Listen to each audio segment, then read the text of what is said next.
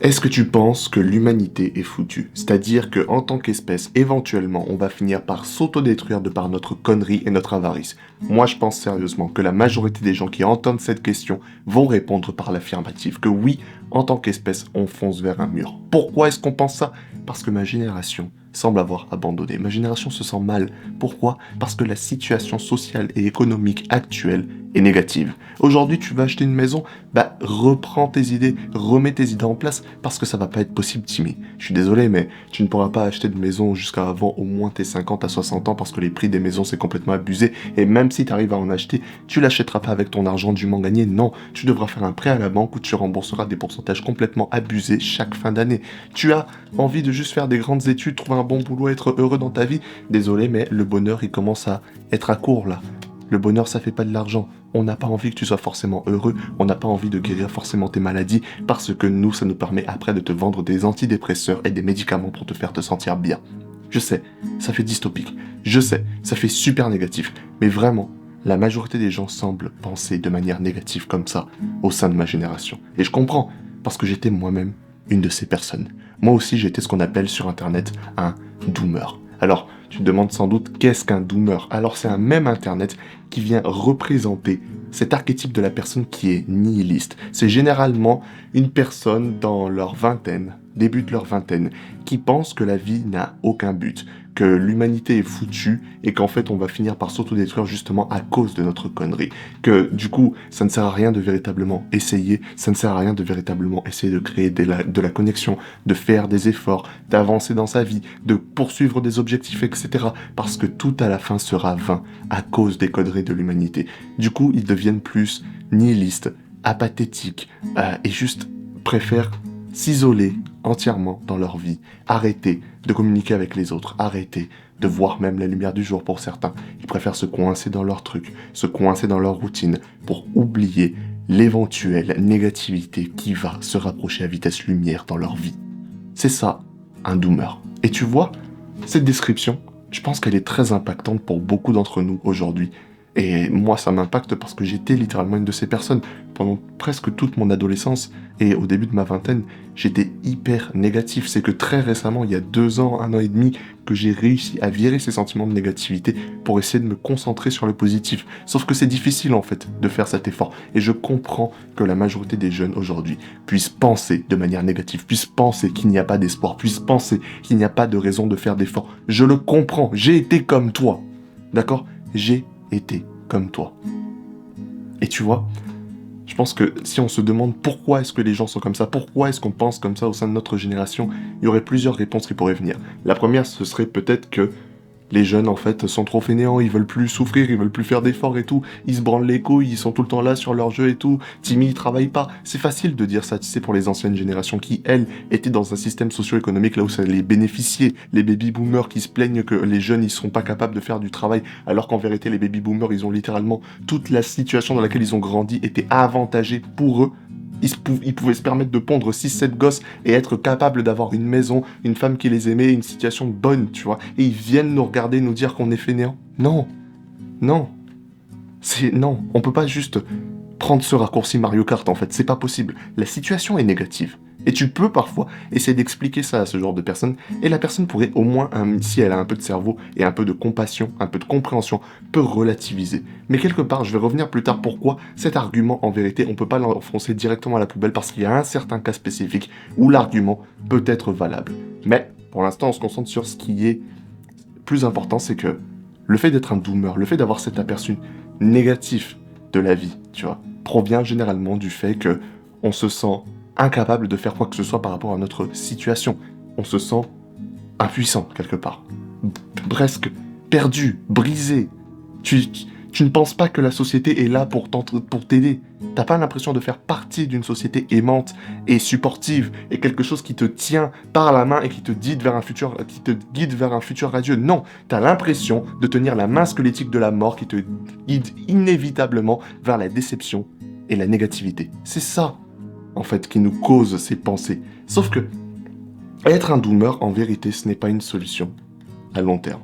Ce n'est pas une solution, tu vois. Je peux comprendre que oui, ça a l'air d'une solution rationnelle par rapport à la situation dans laquelle on évolue. Ça, je veux bien le comprendre. Je sais, tu te dis, nous sommes dans un monde de merde, la société c'est de la merde, les gens commencent à être de la merde, les réseaux sociaux c'est de la merde, tout ça c'est de la merde, les humains c'est de la merde, et du coup, la chose rationnelle, logique à faire dans cette situation, c'est de se dire que autant être un doomer et penser que tout va aller aux chiottes. C'est ça, c'est logique de penser comme ça. Cependant, il faut savoir qu'en tant qu'être humain, on est très rarement véritablement logique. Nous sommes des créatures plutôt émotionnelles, voire très irrationnelles, qui réagissent à cause de nos émotions de manière impulsive. La raison pour laquelle on a tendance à penser de telle ou telle manière, c'est pas parce qu'on a des cerveaux qui fonctionnent bien et tout. Non, c'est pas parce qu'on pense de manière logique. Non, c'est parce que nous sommes guidés généralement par nos émotions. Et même, j'ai envie de te dire, même dans un monde où tout ceci est logique, même si cette manière de penser est extrêmement logique, ça devrait être la norme, la manière de penser dans un monde de merde, tu vois, autant être une merde dans un monde de merde, ça fait du sens, au moins ça devient une décharge, au moins c'est une toilette. Non, il ne faut pas penser comme ça, d'accord ? Ça te mène uniquement à ta perte. Et je sais, ça peut paraître insultant pour toi de te dire que tu devrais penser de manière plus positive ou de juste écouter un mec en plus gros sur YouTube, je comprends. Sauf que, techniquement, en vrai de vrai, si tu observes l'histoire, si tu observes les personnes qui ont réussi, entre guillemets, qui sont plus accomplies en général, en moyenne, comparé aux individus moyens comme toi et moi, tu te rends vite compte que, généralement, les leaders, les vainqueurs dans l'histoire, c'était des personnes qui pensaient au-delà de ce qu'on appelait rationnel, de ce qu'on appelait commun, de ce qu'on appelait logique. C'était des gens qui avaient des grands rêves, des grandes visions par rapport à leur vie, qui voyaient au-delà du rationnel. Ils étaient irrationnels, ils étaient presque pris pour des fous. D'accord ? Il faut savoir que toutes les personnes qui ont réussi, tous les grands leaders de l'histoire, toutes ces personnes-là, avant qu'ils ne réussissent, avant qu'ils n'accomplissent ce pourquoi ils sont célèbres aujourd'hui, toutes ces personnes étaient vues comme folles. On se foutait de leur gueule, on les a insultés, personne ne croyait en eux, jusqu'au moment où ils ont prouvé le contraire à l'humanité. Et c'est quoi le dénominateur commun ? Le dénominateur commun chez ces personnes, c'est qu'elles sont irrationnelles. Et il faut pouvoir avoir cette capacité de penser de manière irrationnelle parfois. Tu n'es pas limité à ce que l'humanité te dit de croire. Tu n'es pas limité aux pensées négatives parce que les médias te montrent de la négativité, Internet te montre de la négativité, les réseaux sociaux te montrent de la négativité. Ça ne veut pas dire que tu dois penser de manière négative. Il faut que tu challenges ce mindset, cette manière de penser. Il faut que tu ailles à l'encontre de cette négativité, d'accord ? Il faut que tu fasses l'effort. Et je sais, ça fait chier, mais il faut pouvoir faire l'effort. Et moi, j'ai envie de te dire aussi, la raison pour laquelle j'ai dit on reviendrait sur ce sujet plus tard, c'est parce que je trouve qu'au sein de toute cette négativité qui semble logique, il y a aussi certaines personnes qui poussent le bouchon un peu trop loin. Et si ces personnes se reconnaissent, s'il vous plaît, cette vidéo elle est extrêmement importante pour vous, alors écoutez bien. Je pense, sérieusement, que dans ce climat socio-économique dans lequel on évolue, il y a une espèce de négativité apprise générale. Sauf que là, on va au-delà du doomer classique. On va au-delà de celui qui pense qu'il ne peut rien faire. Là, on arrive à des niveaux là où c'est une personne qui, la meilleure description que je pourrais lui donner, ce serait qui se professionnalise dans le fait d'être une victime professionnelle, d'accord ? Littéralement, sur son CV, elle devrait rajouter victime professionnelle. Pourquoi je dis ça ? De qui je parle exactement ? Je parle des personnes qui se plaignent de la société, qui se plaignent des problèmes dans leur vie, qui vont écrire 40 000 posts Twitter, etc., mais qui vont quand même dire qu'elles n'ont pas le temps ni l'énergie de changer leur vie derrière. C'est des personnes qui sont chroniquement en ligne, qui se plaignent constamment dans des vidéos, sur des posts, sur Instagram, sur les réseaux sociaux, constamment, qu'ils ne peuvent pas accomplir leurs rêves, que ça ne sert à rien, qu'ils n'ont pas d'énergie, qu'ils n'ont pas de temps, etc. Pourtant, ces mêmes personnes se branlent les couilles je sais pas combien de temps, se traînent sur Twitter je sais pas combien d'heures par semaine, littéralement gâchent leur vie sur les réseaux sociaux et après osent dire qu'ils n'ont pas de temps dans leur vie. Ces mêmes personnes-là, si vous vous reconnaissez, il est temps vraiment de se reprendre en main. Parce que vous êtes ce que les boomers appellent fainéants. Vous êtes ce que les boomers regardent et se disent « Putain, cette génération, elle est fainéante. » C'est à vous qu'ils parlent. C'est de vous qu'ils parlent. D'accord ? C'est pas de l'individu moyen qui, ok, il se sent mal, mais au moins il est capable d'avoir une pensée plus critique, de relativiser, etc. Non. C'est de vous qu'ils parlent. Ils pensent réellement que nous, toute notre génération, est comme ça. Qu'on est tous là en train de maximiser notre rang sur LoL ou sur LoL et sur Valorant. Et qu'on est littéralement en train de rien branler dans notre vie. Non! Certaines personnes, et c'est vrai, il y a une très faible minorité de personnes selon moi qui ne peuvent absolument rien changer de leur situation. Ils sont vraiment dans la merde. D'accord? Ils sont dans la merde absolue. Ils ne peuvent rien faire. Sauf que t'es probablement pas cette personne. D'accord?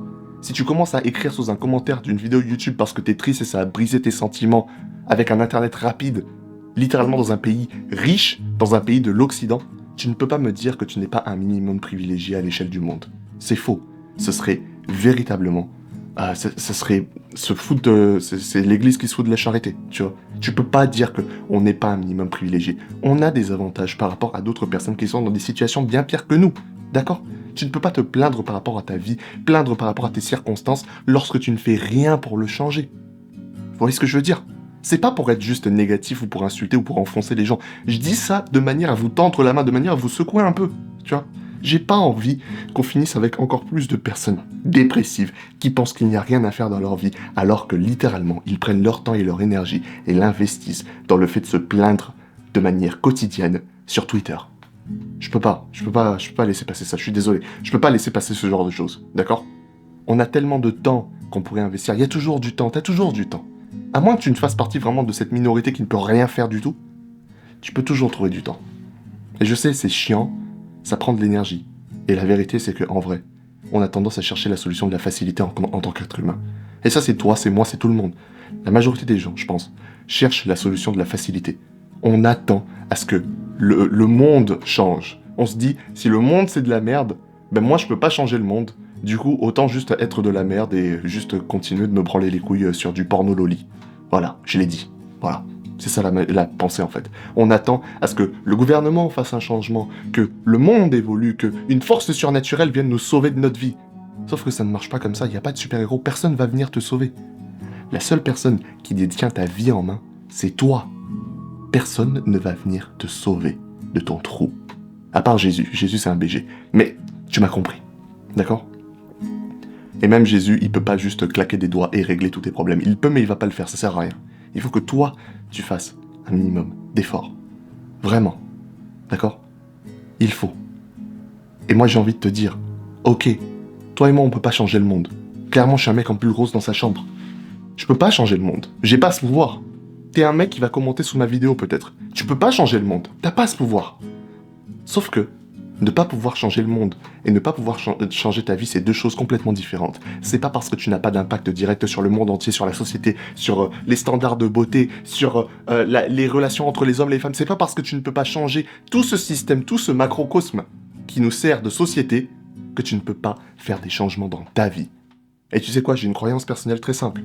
C'est que si tout le monde faisait cet effort de faire des petits changements positifs chaque jour dans leur vie, éventuellement, collectivement, on finirait par faire un changement massif. Éventuellement, la société elle-même serait améliorée. Si tout le monde faisait un effort réel dans sa propre vie, alors ce serait un effort collectif pour toute la société. Après, bien sûr, tu peux me dire ce que tu penses dans les commentaires. Tu fais ce que tu veux. Dans tous les cas, moi j'avais que ça à dire. Et je te dis juste, continue d'avancer. Jusqu'à ce que tes ennemis soient détruits. Allez, des bisous.